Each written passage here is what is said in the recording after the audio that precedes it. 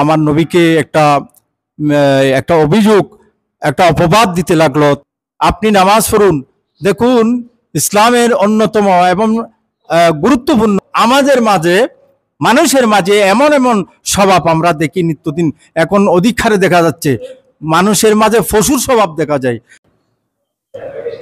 নাহমাদুহু ওয়া নুসাল্লিমু আলা রাসূলিহিল কারীম, আম্মা বাদ। হাজরিন ও সামিন, বিশেষ করে উত্তর কচুয়াই শেখ মোহাম্মদ পাড়া নতুন জামে মসজিদের সম্মানিত মুসল্লিয়ান ইকরাম এবং যারা আমাদেরকে দেখতেছেন, দেখবেন, প্রত্যেক শ্রোতাবৃন্দ, দর্শকবৃন্দ, দূরে এবং কাছের সহপাঠীবৃন্দ, সর্বোপরি আমার উম্মতে মুসলিমা, আসসালামু আলাইকুম ওয়া রাহমাতুল্লাহি তাআলা ওয়া বারাকাতুহু।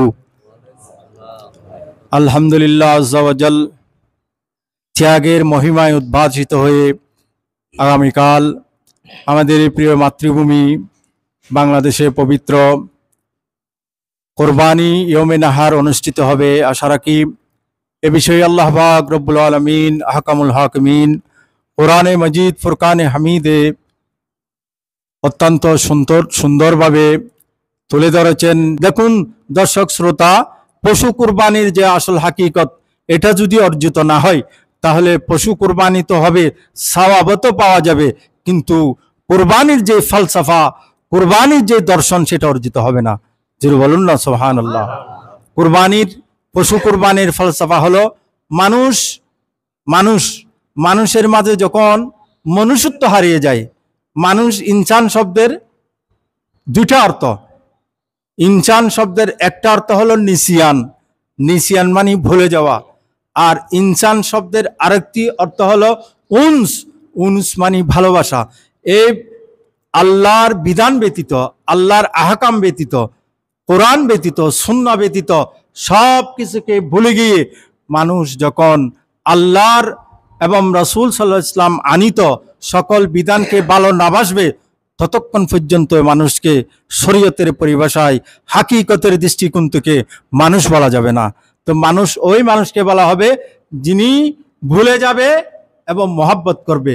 কাকে ভুলে যাবে?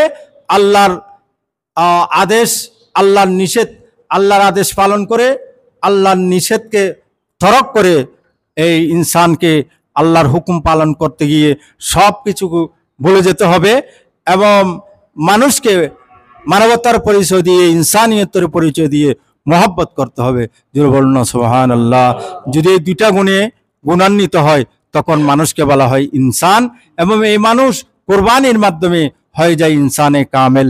তো আমি যেটা বলতেছিলাম সেটা হলো, আমরা পশু কোরবানি দেওয়ার অর্থ হলো আমাদের মাঝে, মানুষের মাঝে এমন এমন স্বভাব আমরা দেখি নিত্যদিন, এখন অধিক হারে দেখা যাচ্ছে। মানুষের মাঝে পশুর স্বভাব দেখা যায়। এই পশুর স্বভাবকে, পশুত্বকে মানুষ যখন এই পশু জবাইয়ের মাধ্যমে কোরবানি করে দিবে, তখনই তার কোরবানি আল্লাহর দরবারে কোরবানি হিসেবে কবুল করবে। সব বলি আমিন। বেহরমত সৈয়দুল মুরসালিন। আমি ধন্যবাদ জানাই ফটিয়া কণ্ঠের ভাই মোহাম্মদ পারভেজকে, তার সহকর্মীকে।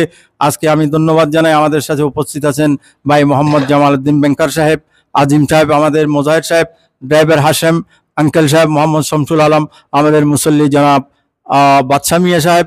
সর্বোপরি আমরা যারা মোহাম্মদ বদিউল আলম সাহেব, আমরা যারা উপস্থিত হয়েছি, সকলের দীর্ঘায়ু সুস্থতা কামনা করি আজকের মতো বিদায় নিচ্ছি। ওয়া আখিরু দাওয়ানা আলহামদুলিল্লাহি রাব্বিল আলামিন।